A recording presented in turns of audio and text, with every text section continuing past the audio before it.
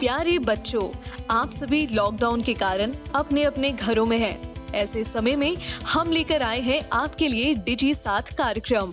इसके माध्यम से आप प्रत्येक दिन सोमवार से शुक्रवार तक पूर्वाह्न 10 से 12 तथा अपराह्न 1 से 2 बजे तक अपने अपने कक्षाओं के अनुरूप कार्यक्रम देख सकेंगे। स्कूली शिक्षा एवं साक्षरता विभाग, झारखंड। नमस्ते दोस्तों, आप सबका झारखंड सरकार के डीजी साथ प्रोग्राम में स्वागत है। आइए देखते हैं कि आज हम क्या पढ़ेंगे।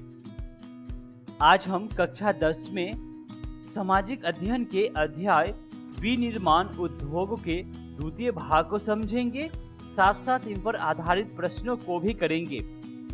ठीक इसके बाद कक्षा 10 में हम इंग्लिश के चैप्टर प्रीपोजिशन के प्रथम भाग को समझेंगे और इनका हम अभ्यास भी करेंगे। ठीक इसके बाद कक्षा 12 में हम केमिस्ट्री के चैप्टर पी ब्लॉक एलिमेंट्स के थर्ड पार्ट को समझेंगे, साथ साथ इन पर आधारित प्रश्नों को भी करेंगे। और अंत में कक्षा 12 में ही हम बायोलॉजी के चैप्टर वंशागति के आणविक आधार के तृतीय भाग को समझेंगे, साथ साथ इन पर आधारित प्रश्नों को भी करेंगे। तो आइए शुरू करते हैं हम अपना प्रोग्राम डीजी साथ। अब पढ़ाई नहीं रुकेगी।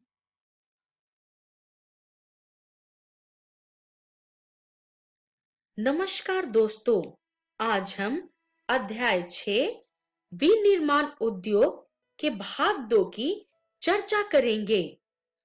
तो चलिए दोस्तों, आगे बढ़ते हैं और देखते हैं कि इस वीडियो में हम क्या देखेंगे। दोस्तों, इस वीडियो में हम कृषि आधारित उद्योगों पे चर्चा करेंगे। तो चलिए दोस्तों, आगे बढ़ते हैं और शुरुआत करते हैं हम कृषि आधारित उद्योगों से।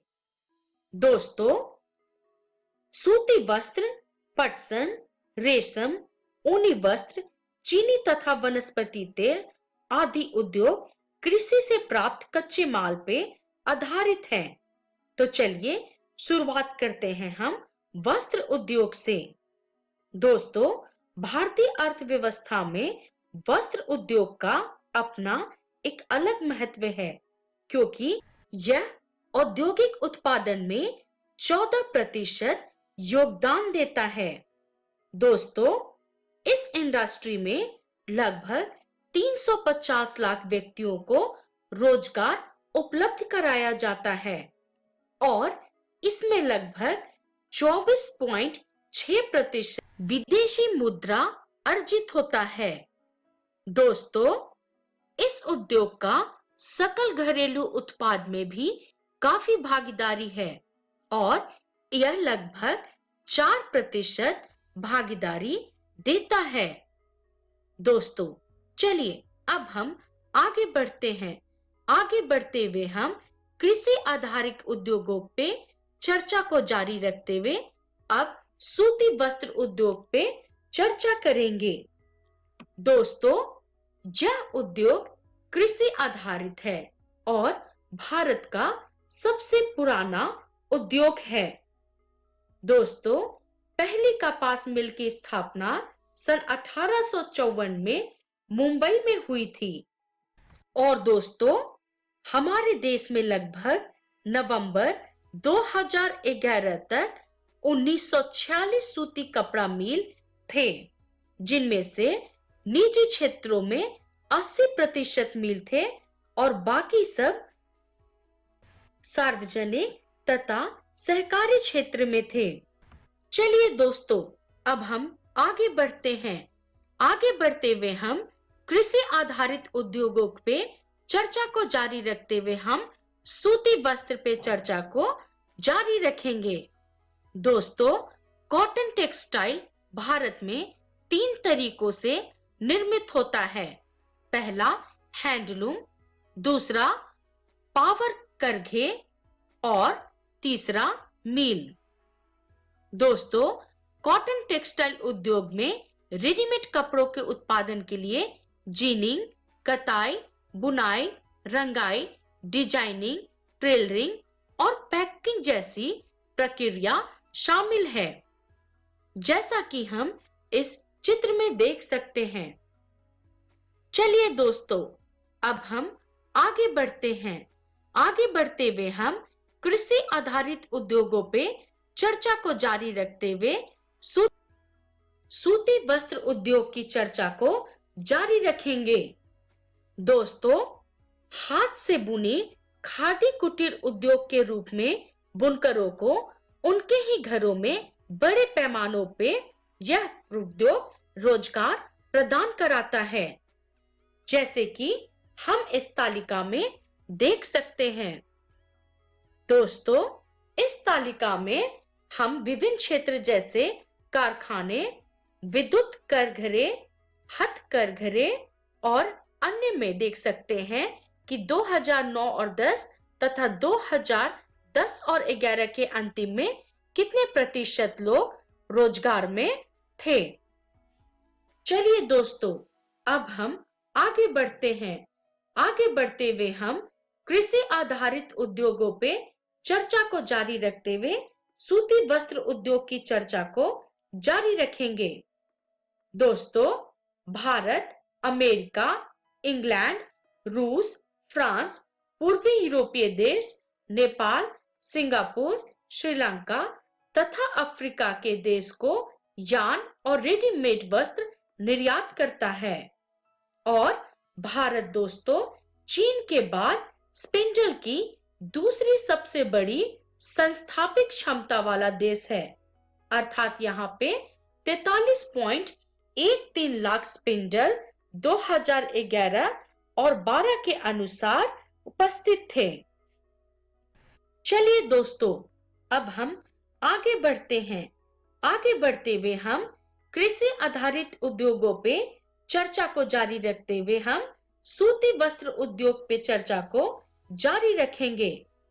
दोस्तों, वर्तमान समय में सूती वस्त्र उद्योग, जो कि कभी विश्व व्यापार में हमारे देश की भागीदारी में महत्वपूर्ण भूमिका निभाता था, आज के दौर में कई समस्याओं का सामना कर रहा है, जैसे कि श्रम की कम उत्पादकता, पुरानी मशीनरी, मुख्य कपास उगाने वाले क्षेत्र जो पाकिस्तान में चला गया, अच्छी गुणवत्ता वाले कपास की कमी, सिंथेटिक फाइबर से कठिन प्रतिस्पर्धा और अनियमित बिजली की आपूर्ति।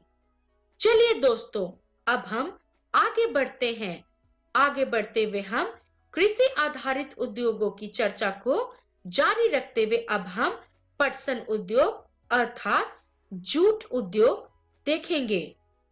दोस्तों, भारत कच्चे जूट और जूट के सामान का सबसे बड़ा उत्पादक देश है और दोस्तों, हमारे देश में लगभग 80 जूट मिल है 2010 और 2011 के अनुसार।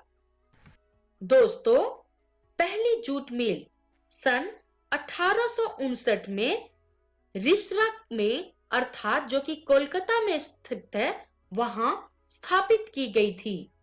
दोस्तों, सन 2010 और 11 में जूट उद्योग 3.7 लाख श्रमिकों को और अन्य 40 लाख छोटे तथा सीमांत किसानों को रोजगार प्रदान कर रहा था। चलिए दोस्तों, अब हम आगे बढ़ते हैं। आगे बढ़ते हुए हम कृषि आधारित उद्योगों की चर्चा को जारी रखते हुए पटसन उद्योग अर्थात जूट उद्योग की चर्चा को जारी रखते हैं। दोस्तों, जूट का उपयोग जो है वह रस्सी, बैग, कालीन आदि बनाने में किया जाता है और ज्यादातर जूट बिहार, यूपी, असम और त्रिपुरा में पाए जाते हैं। दोस्तों, वर्तमान समय में जूट उद्योग को अत्यधिक समस्याओं का सामना करना पड़ रहा है, जिनमें से कुछ समस्याएं हैं अंतरराष्ट्रीय बाजार में जूट की गिरती मांग, उच्च उत्पादन लागत, मुख्य जूट उत्पादक क्षेत्र जो कि बांग्लादेश में चला गया और सिंथेटिक फाइबर से कड़ी प्रतिस्पर्धा। चलिए दोस्तों, अब हम आगे बढ़ते हैं। आगे बढ़ते हुए हम कृषि आधारित उद्योग की चर्चा को जारी रखते हुए अब हम चर्चा करेंगे कि जूट उद्योग मुख्य रूप से हुगली नदी के किनारे स्थित है और इसके पीछे कारण क्या है। दोस्तों, हुगली नदी के किनारे 2 किलोमीटर चौड़ी बेल्ट में 69 जूट मिलें स्थित हैं, क्योंकि इस क्षेत्र में इस उद्योग के लिए आवश्यक कई अनुकूल परिस्थितियां पाई जाती हैं, जैसे कि पटसन उत्पादक क्षेत्रों की निकटता, सस्ता जल तथा परिवहन, सड़क मार्ग तथा रेल मार्ग और जल मार्ग का नियमित जाल, कच्चे माल की उपलब्धता। दोस्तों, इसके अलावा हुगली नदी जूट धोने और सफाई के लिए पानी प्रदान करता है। वहीं पर ऊर्जा के लिए कोयला पास की रानीगंज कोलफील्ड से लाया जाता है तथा कच्चा जूट पश्चिम बंगाल से उपलब्ध कराया जाता है। चलिए दोस्तों, अब हम आगे बढ़ते हैं। आगे बढ़ते हुए हम कृषि आधारित उद्योग पे चर्चा को जारी रखते हुए अब हम देखेंगे कि जूट उद्योग मुख्य रूप से हुगली नदी के किनारे क्यों स्थित है। दोस्तों, हुगली नदी इन उद्योगों के लिए सस्ते में जल परिवहन प्रदान करती है। और तो और कोलकाता एक मेट्रो शहर है जो पूंजी और बाजार इन उद्योगों को प्रदान करती है। वहीं पे जूट की खेती के लिए जो अनुकूल जलवायु है, जैसे कि गर्म और आर्द्र जलवायु, तो यह जलवायु हुगली नदी के आसपास पाई जाती है। चलिए दोस्तों, अब हम आगे बढ़ते हैं और कृषि आधारित उद्योगों पे चर्चा को जारी रखते हुए अब हम चीनी उद्योग पे चर्चा करेंगे। दोस्तों, सन 2010 और 11 में 662 से भी अधिक चीनी मिल थी। दोस्तों, मुख्य रूप से चीनी मिल जो है वो महाराष्ट्र और कर्नाटक की ओर बढ़ते गई, अर्थात इन दो राज्यों में चीनी मिल ज्यादा पाई जाने लगी, क्योंकि इन राज्यों में प्रति हेक्टेयर गन्ने का उत्पादन दक्षिणी भारत में अधिक है और गन्ने की खेती के लिए काली मिट्टी जो बहुत उपयुक्त होती है इन राज्यों में पाई जाती है। दोस्तों, गन्ने में जो सुक्रोज की मात्रा है वो महाराष्ट्र और कर्नाटक में अधिक पाया जाता है। इन राज्यों की दोस्तों ठंडी जलवायु चीनी उद्योग के लिए अनुकूल है। चलिए दोस्तों, अब हम आगे बढ़ते हैं और चर्चा करते हैं कि हमने इस वीडियो में क्या सीखा। तो दोस्तों, इस वीडियो में हमने कृषि आधारित उद्योगों पे चर्चा की तथा इसका रेफरेंस है भूगोल कक्षा 10 की पाठ्य पुस्तक।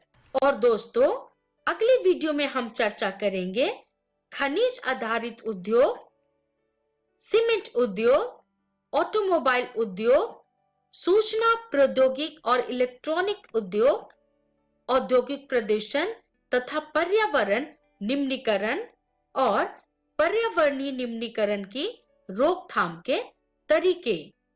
तब तक के लिए धन्यवाद।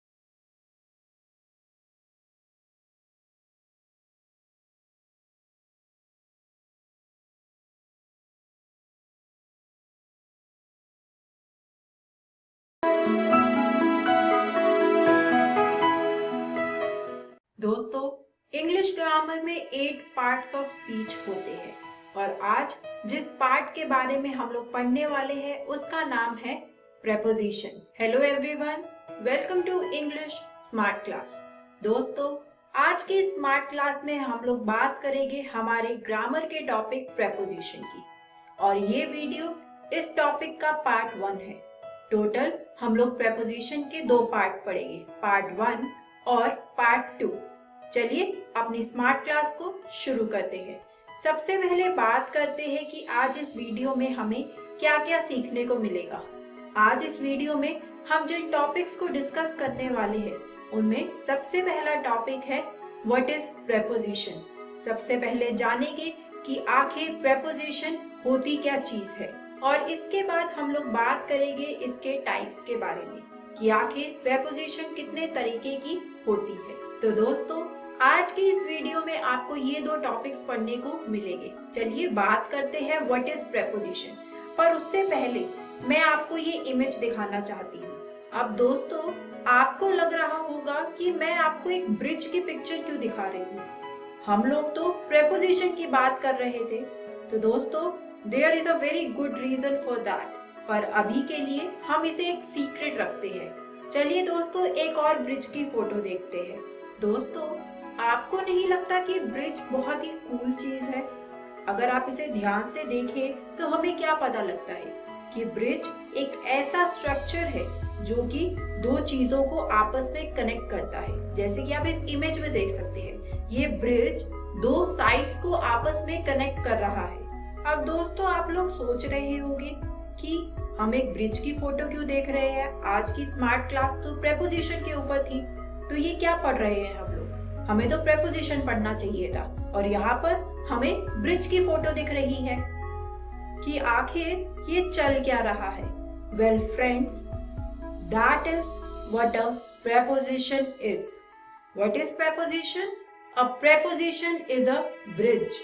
दोस्तों, अगर मैं आपसे वर्ड्स की बात करूं, वर्ड्स का मतलब शब्दों की, तो शब्दों की दुनिया में प्रेपोजिशन एक ब्रिज का काम करता है। In the world of words in grammar, a preposition works just like a bridge in the world of words. चलिए दोस्तों, प्रेपोजिशन की डेफिनेशन को पढ़ते हैं एक बार। A preposition is a bridge that comes before a noun और pronoun and connects it to the rest of the sentence।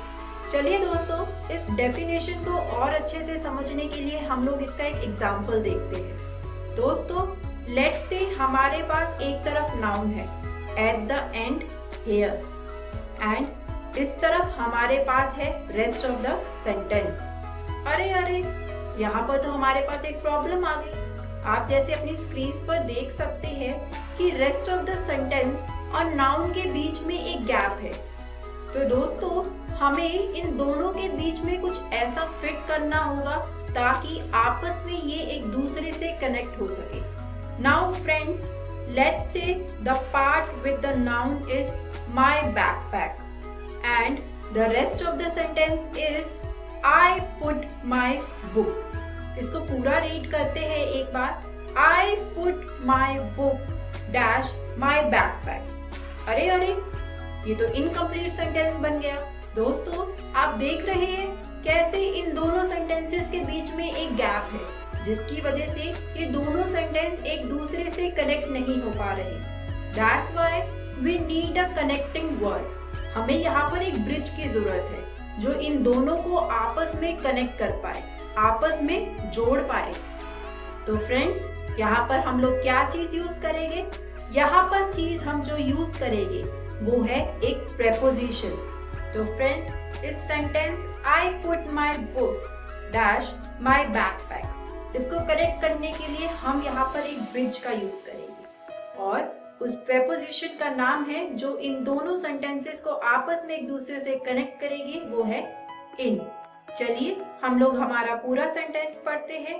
I put my book in my backpack। दोस्तों, अब आप यहाँ पर देख पा रहे होंगे कि कैसे जो हमारा नाउन है my backpack वो हमारे rest of the sentence I put my book से कनेक्ट हो गया है with the help of a preposition that is इन।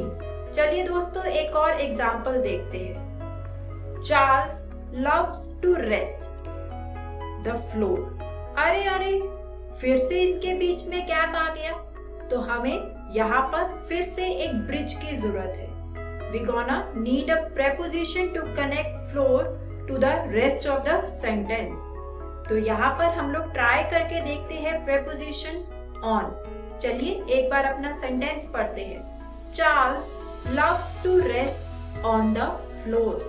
अरे फ्रेंड्स, ये तो मैच हो गया, क्योंकि फ्रेंड्स यहाँ पर ये जो preposition है on, ये फ्लोर को कनेक्ट कर रही है with the rest of the sentence, और हमारा पूरा सेंटेंस बन गया Charles loves to rest on the floor. तो दोस्तों अब हमने ये तो जान लिया कि प्रेपोजिशन क्या होती है।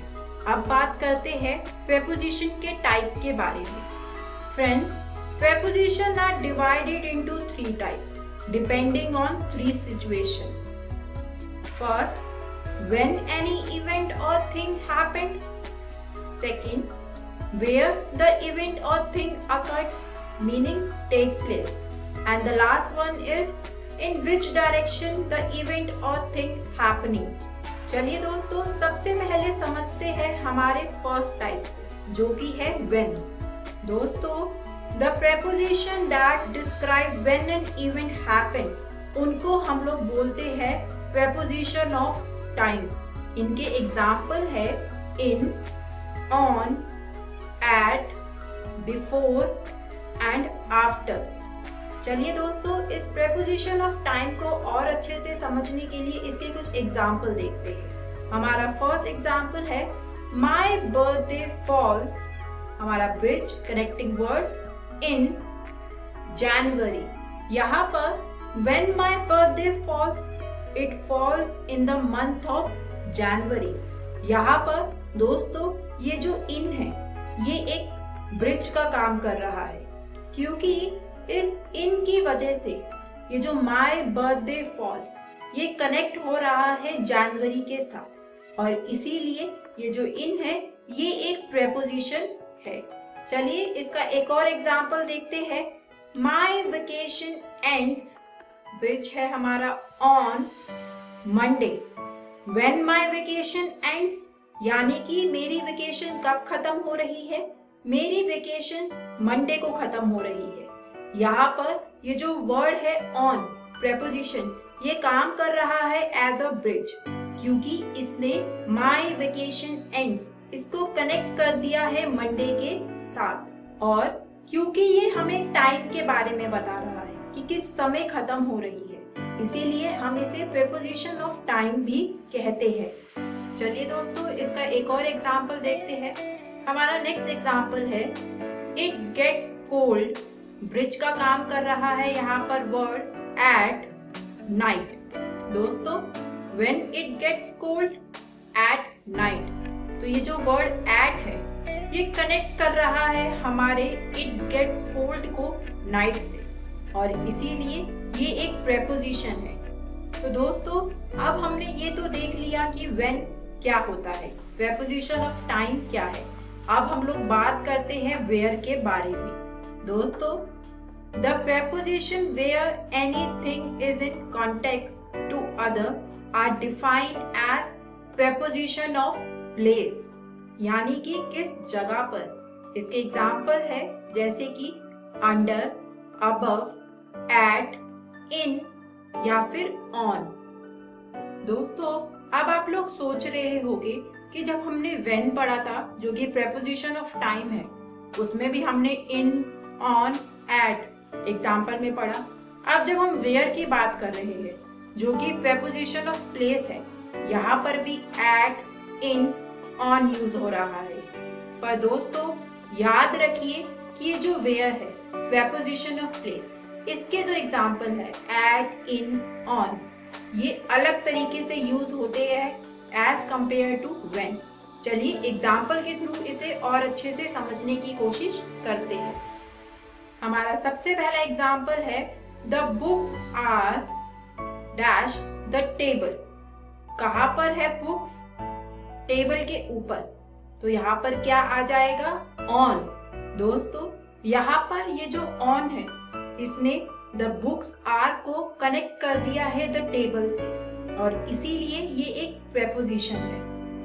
अब फ्रेंड्स, हमने first, when and second where इन दोनों के बारे में पढ़ लिया है। अब हम लोग बात करते हैं हमारे थर्ड टाइप की, इन विच डायरेक्शन। द प्रेपोजिशन जो हमें बताए वेयर टू गो और वेयर टू पुट समथिंग, उनको हम लोग बोलते हैं प्रेपोजिशन ऑफ डायरेक्शन। इनके एग्जाम्पल है जैसे कि टू, इनटू, ऑफ, फ्रॉम।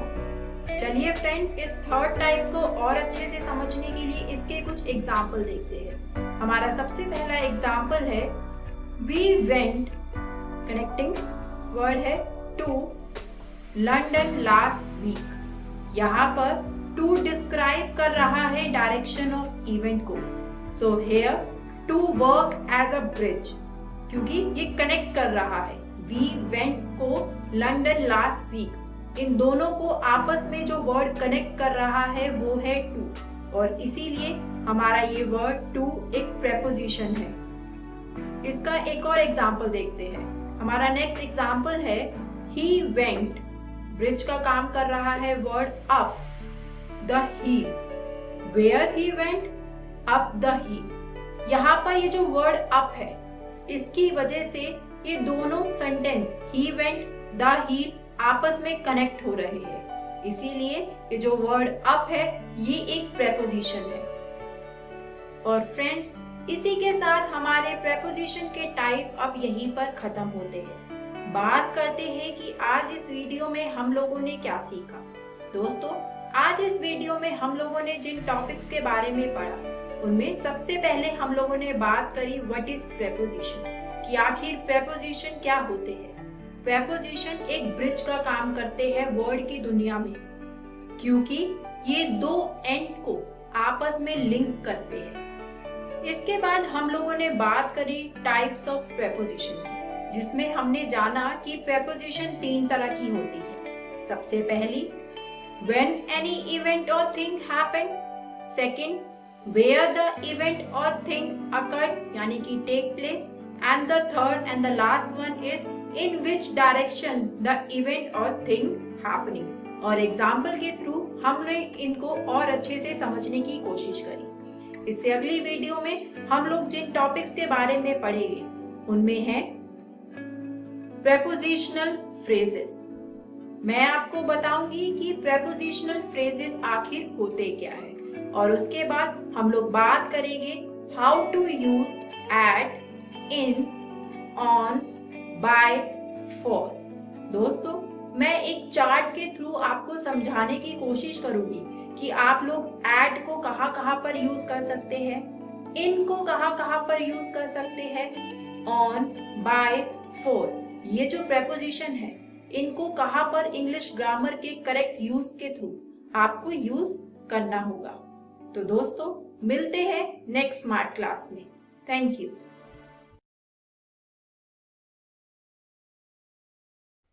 नमस्कार दोस्तों, आज हम टी ब्लॉक के तत्व का तीसरा भाग शुरू करने जा रहे हैं।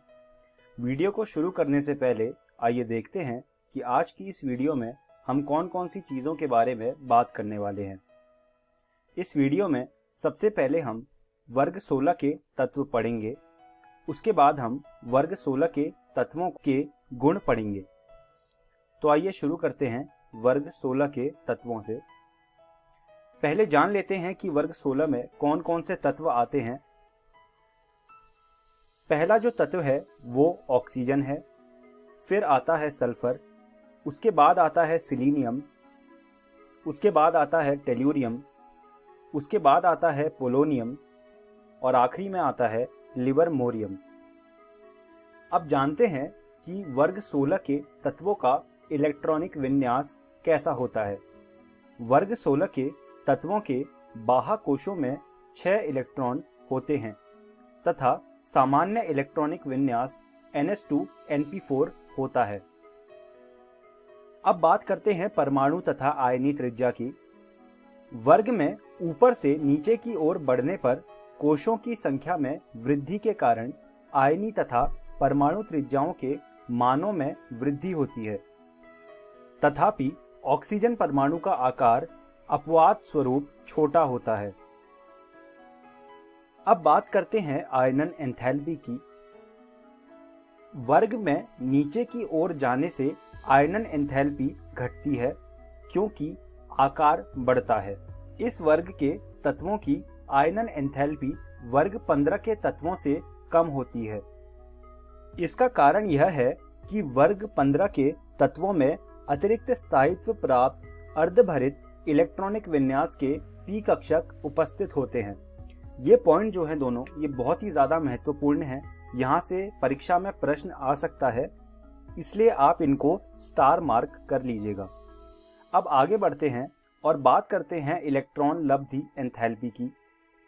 ऑक्सीजन परमाणु की सुसंबद्ध प्रकृति के कारण इसकी इलेक्ट्रॉन लब्धि एंथैल्पी सल्फर की अपेक्षा कम ऋणात्मक होती है।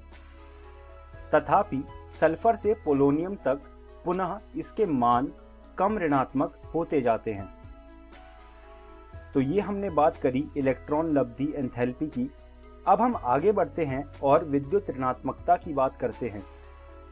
फ्लोरीन के बाद ऑक्सीजन की विद्युत ऋणात्मकता का मान सब तत्वों से उच्चतम होता है।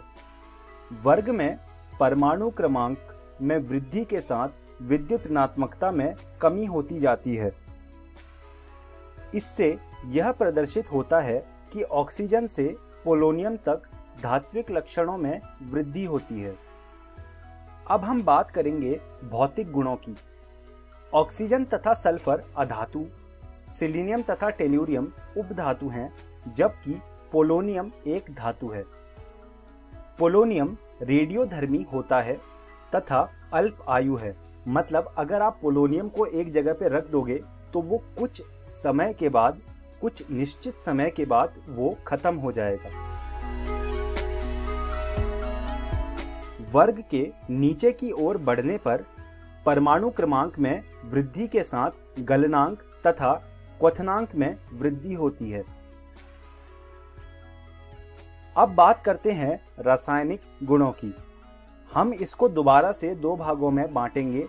पहला भाग होगा ऑक्सीकरण अवस्थाएं तथा रासायनिक क्रियाशीलता और दूसरा भाग होगा ऑक्सीजन का असामान्य व्यवहार। तो आइए शुरू करते हैं ऑक्सीकरण अवस्थाएं तथा रासायनिक क्रियाशीलता से। -2 ऑक्सीकरण अवस्था का स्थायित्व वर्ग में नीचे की ओर घटता है। पोलोनियम कतिपय ही -2 ऑक्सीकरण अवस्था प्रदर्शित करता है। ऑक्सीजन की उच्च विद्युत ऋणात्मकता होने के कारण OF2 को छोड़कर, जिसमें इसकी ऑक्सीकरण अवस्था +2 है, यह केवल -2 ऋणात्मक ऑक्सीकरण अवस्था दर्शाता है। सल्फर, सिलीनियम और टेल्यूरियम सामान्यतः ऑक्सीजन के साथ यौगिकों में +4 ऑक्सीकरण अवस्था तथा फ्लोरीन के साथ यौगिकों में +6 ऑक्सीकरण अवस्था दर्शाते हैं। वर्ग में नीचे की ओर बढ़ने पर +6 ऑक्सीकरण अवस्था का स्थायित्व घटता है और +4 ऑक्सीकरण अवस्था का स्थायित्व बढ़ता है। तो ये हमने बात करी ऑक्सीकरण अवस्थाओं की। अब हम आगे बढ़ते हैं और बात करते हैं ऑक्सीजन के असामान्य व्यवहार की। द्वितीय आवृत्त में उपस्थित पी ब्लॉक के अन्य सदस्यों की भांति ऑक्सीजन का असामान्य व्यवहार इसके छोटे आकार तथा उच्च विद्युत ऋणात्मकता के कारण होता है। छोटे आकार तथा उच्च विद्युत ऋणात्मकता के प्रभावों का एक विशिष्ट उदाहरण जल में प्रबल हाइड्रोजन बंध की उपस्थिति है, जो कि H2S में नहीं पाया जाता है। अब हम बात करेंगे हाइड्रोजन के प्रति क्रियाशीलता की। वर्ग 16 के सभी तत्व H2E प्रकार के हाइड्राइड बनाते हैं। इनका अम्लीय गुण H2O से H2TE तक बढ़ता है। हाइड्राइड के तापीय स्थायित्व में भी H2O से लेकर H2PO तक कमी होती है। अब हम बात करते हैं ऑक्सीजन के प्रति क्रियाशीलता की। ये सभी तत्व EO2 तथा EO3 प्रकार के ऑक्साइड बनाते हैं। डाई ऑक्साइड का अपचायक गुण SeO2 से TeO2 तक कम होता जाता है। अब हम बात करेंगे हैलोजन के प्रति क्रियाशीलता की। इस वर्ग के तत्व EX6, EX4 तथा EX2 प्रकार के हैलाइड बनाते हैं। हैलाइड का स्थायित्व घटने का क्रम निम्नलिखित है। सबसे ज्यादा F नेगेटिव स्थायी होता है, फिर Cl-, फिर Br- और फिर I-। अब हम इस वीडियो के अंत में आ गए हैं, तो आइए जानते हैं कि आज की इस वीडियो में हमने क्या सीखा। सबसे पहले हमने वर्ग 16 के तत्वों के बारे में पढ़ा। उसके बाद हमने वर्ग 16 के तत्वों के गुण पढ़े। मैं उम्मीद करता हूं आपको मेरी पढ़ाई हुई सारी चीज़ें समझ आई होंगी और आपको यह सुझाव देता हूं कि आप ये सारी चीज़ें रसायन विज्ञान की NCERT से जाके दोबारा से पढ़िएगा। अगली वीडियो में हम वर्ग 16 के यौगिकों के बारे में पढ़ेंगे। धन्यवाद दोस्तों।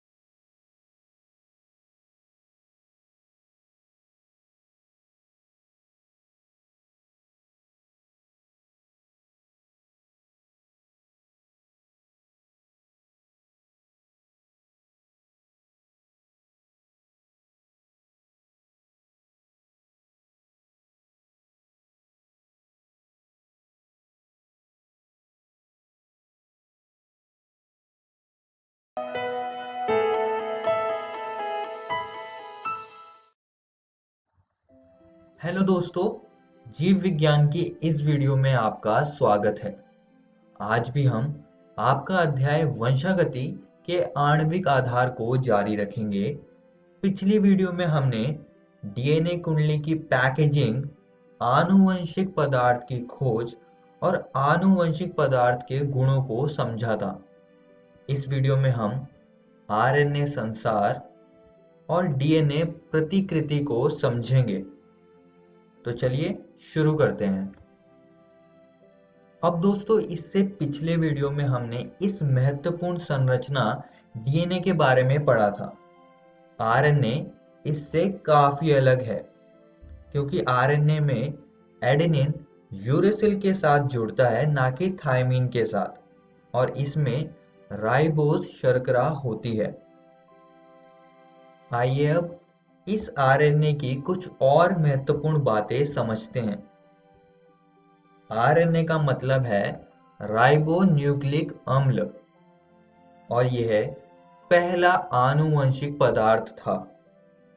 और दोस्तों, जीवन के आवश्यक प्रक्रमों जैसे कि उपापचयी स्थानांतरण और संबंधन जैसी प्रक्रियाओं का विकास आरएनए से हुआ है। आरएनए आनुवंशिक पदार्थ के साथ साथ एक उत्प्रेरक भी है। उत्प्रेरक को हम कैटलिस्ट भी कहते हैं। तो हम कह सकते हैं कि आरएनए और डीएनए दोनों ही किसी भी जीव के लिए बहुत महत्वपूर्ण हैं। आइए दोस्तों, अब आगे बढ़ते हैं और डीएनए प्रतिकृति यानी कि डीएनए रेप्लिकेशन को समझते हैं। डीएनए प्रतिकृति वह प्रक्रिया है जिसके द्वारा डीएनए कोशिका विभाजन के दौरान स्वयं की प्रतिकृति बनाता है। और दोस्तों, आप सभी को एक और बात याद रखनी है कि जो डीएनए प्रतिकृति है ये अर्ध संरक्षी यानी कि सेमी कंजर्वेटिव होती है, जिसका मतलब है कि जब डीएनए का अणु बनेगा तो उसमें एक पैतृक और एक नई निर्मित लड़ी रज्जुक होता है। इसके बारे में हम आगे इस वीडियो में और जानेंगे। आइए दोस्तों अब मेसल्सन स्टॉल प्रयोग को समझ लेते हैं। मैथ्यू मेसल्सन और फ्रैंकलिन स्टॉल ने एक प्रयोग किया था जो कि इसने ये बताया कि डीएनए अर्ध संरक्षी है। ये प्रयोग नाइट्रोजन के N15 और N14 आइसोटोप्स के घनत्व पर आधारित है, जिसमें कि जो N15 आइसोटोप वाला नाइट्रोजन है उसका ज्यादा घनत्व है। आइए दोस्तों अब जान लेते हैं कि इस प्रयोग में इन्होंने क्या किया था। इस प्रयोग में बैक्टीरिया को कई पीढ़ियों के लिए N15 वाले मीडियम में विकसित किया गया था। इसकी वजह से जो डीएनए इन कोशिकाओं में था उसमें N15 नाइट्रोजन आ गई थी।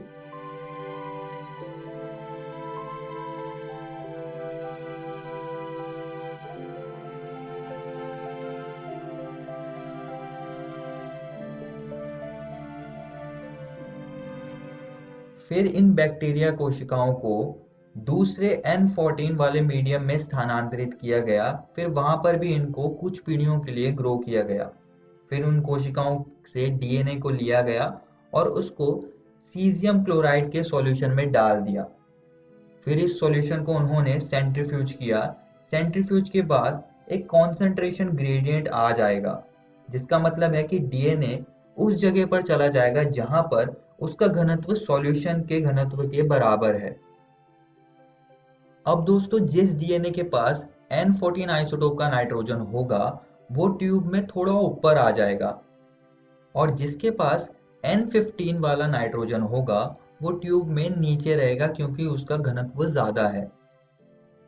अब N14 मीडियम में पहली पीढ़ी के बैक्टीरिया में जो बैंड मिले वो थे N14 और N15 घनत्व के डीएनए वाले, मतलब कि बीच का बैंड इनको मिला, जो कि ये दर्शाता है कि डीएनए के एक रज्जुक के पास N14 आइसोटोप है।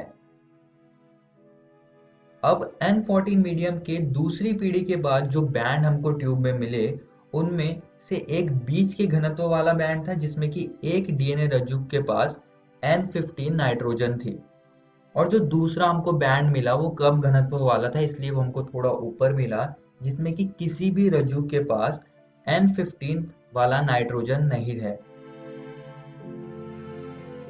तो इससे ये निष्कर्ष निकला कि डीएनए प्रतिकृति के दौरान दोनों रज्जुक अलग अलग होकर टेम्पलेट के रूप में कार्य करते हैं और नए पूरक रज्जुक का निर्माण करते हैं, जिसके बाद डीएनए का एक अणु बनता है और उस अणु के पास एक पैतृक रज्जुक होता है और एक नई निर्मित रज्जुक होता है।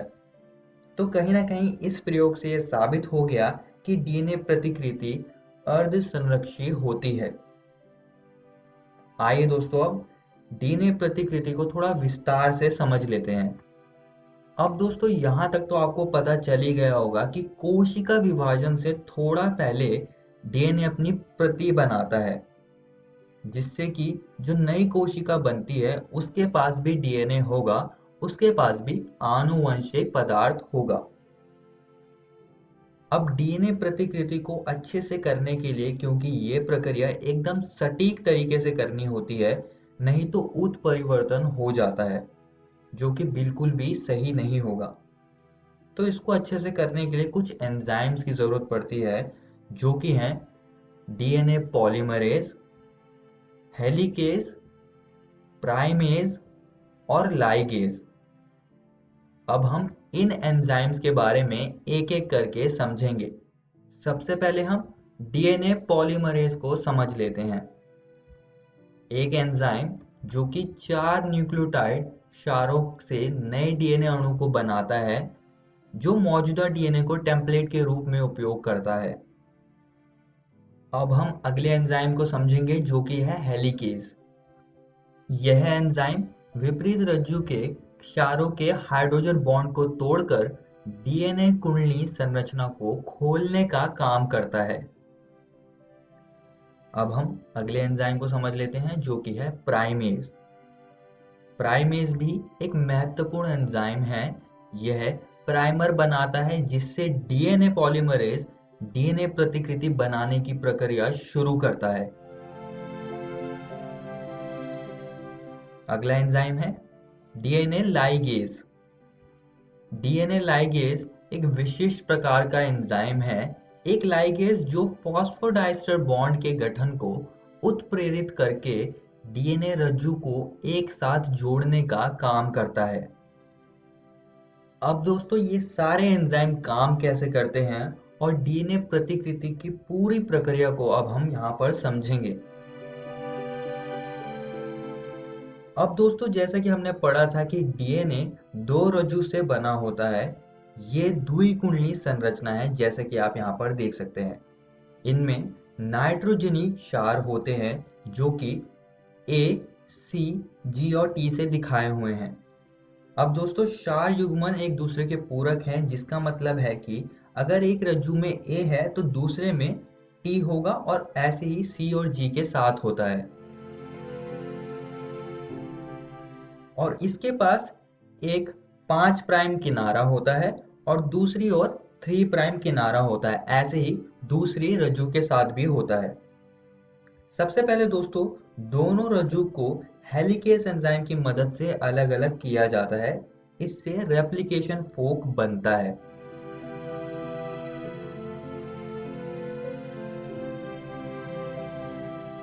अब प्राइमेज एंजाइम आता है जो कि प्रक्रिया को शुरू करता है। ये एंजाइम आरएनए का एक टुकड़ा बनाता है जिसे कि हम प्राइमर कहते हैं।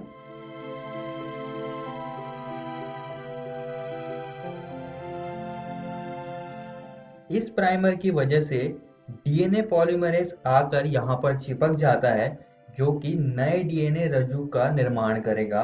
मगर ये एंजाइम एक ही दिशा में डीएनए बनाता है, जिसका मतलब है कि एक ही दिशा में ये डीएनए बेसेस यानी कि क्षारों को जोड़ेगा।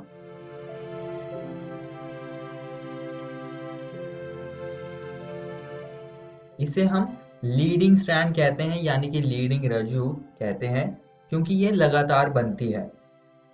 दूसरी ओर लैगिंग रज्जु लगातार नहीं बनता है क्योंकि ये विपरीत दिशा में चल रहा होता है। ये छोटे छोटे खंडों को बनाता है जिन्हें हम ओकाजाकी फ्रैगमेंट्स कहते हैं।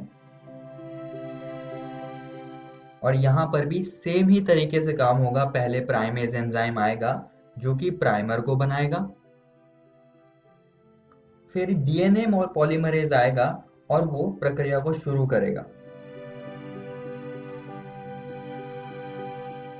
ऐसे ऐसे करके ओकाजाकी फ्रैगमेंट्स बनेंगे।